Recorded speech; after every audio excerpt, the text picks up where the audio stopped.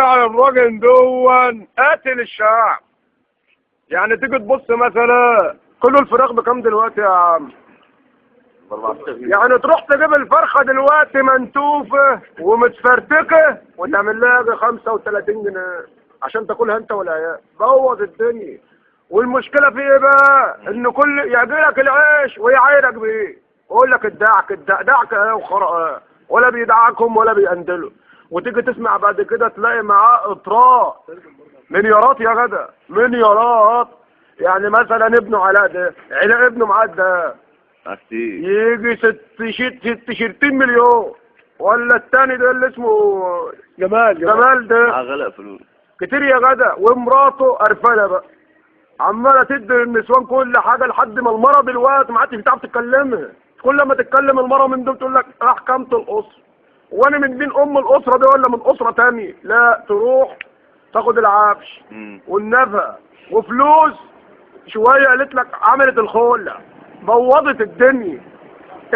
كل الناس الولد اللي هو الحلو ده اللي كان بتاع الحديد القزع ده اسمه ايه؟ احمد عز. اللي هو العز ده عمل في البلاء، قلب البلاء. انا كنت صابب عندي بيت صغير كده جايب الطن ب 8000 ونص.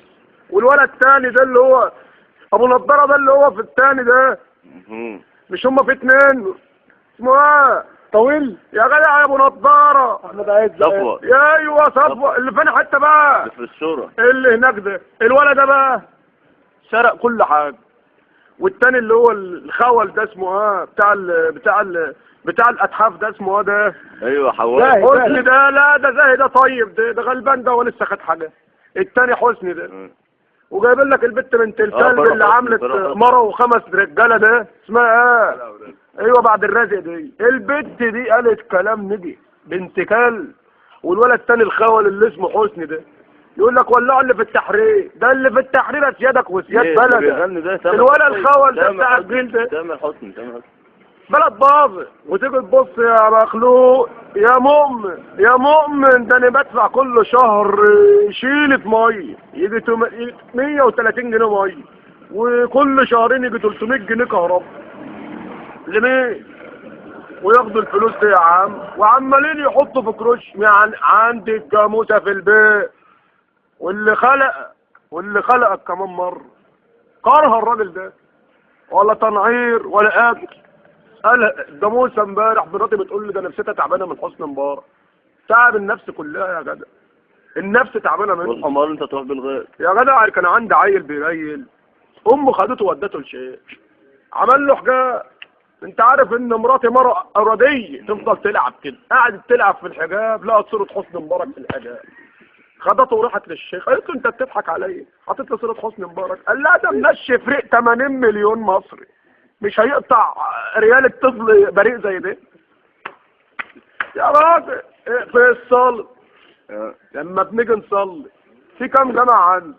كتير الحمد لله. كام ناس بتصلي فيهم؟ كتير برضه. لا قليلين. كله قاعد يشتم فيه 30 سنة يا مؤمن. ده لو محبوس كان طلع 3/4 المدة وخد قلمين ومشي. هو معاه كام دلوقتي بره؟ معاه كتير، معاه 80. معاه شغل فلوس. معاه 70 مليار. 70 مليار يعني ده يعني غلقين كده. ما عليك دلوقتي الراجل ده يمشي يا عم عشان الشباب ولاد الناس اللي ماتوا دول. هو مش لهمش اهل اللي ماتوا دول؟ لا ده دول امه ما بتنامش يا عم. دول اللي طلع من ابوه يا عيني صرف دم قلبه لما اداله الشهاده. يعني الولد ابنه عشان ياخد الابتدائي بعت حمار وجاموسه واجرت البيت وسقط في ست بسبب كمان. الراجل اللي هو اسمه ايه ده اللي كان ماسك الناس اللي هم اللي قعدوا يضربوا في العيال دي اسمه ايه؟ ايه حبيب العدل. ولا حبيب ولا عدل. ايه ده اسمه خسرفي. المفروض يقولوا عدو اللهيوب، ابو جهل الجهول، ابو لهب الحمار. انما الحبيب وعدلي يا راجل. هو ده في ريحه العدل؟ ده ظالم وابن ظلم. هو راح فين؟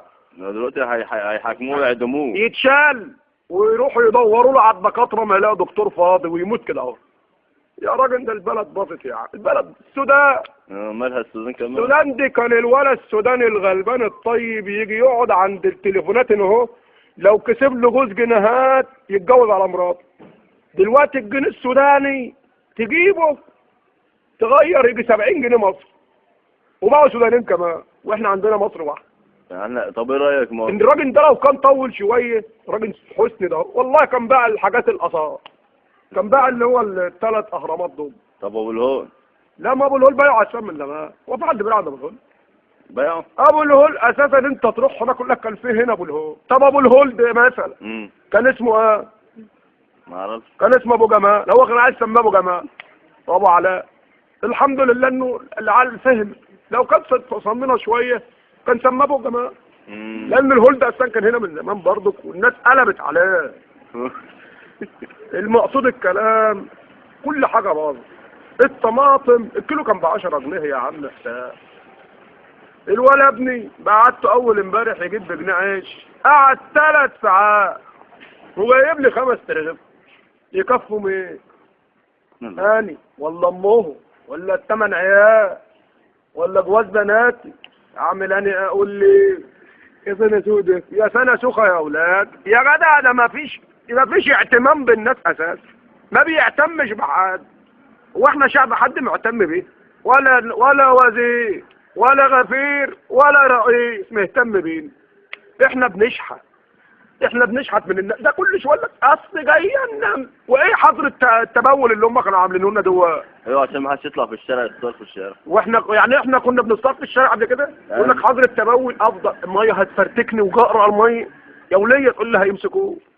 اقوم دخل عند الخرابه اللي ورانا بتاعت ام مدحت عشان اطرقه. يا عم انا اتخنقت انا وجيت ادخل بتاع ده.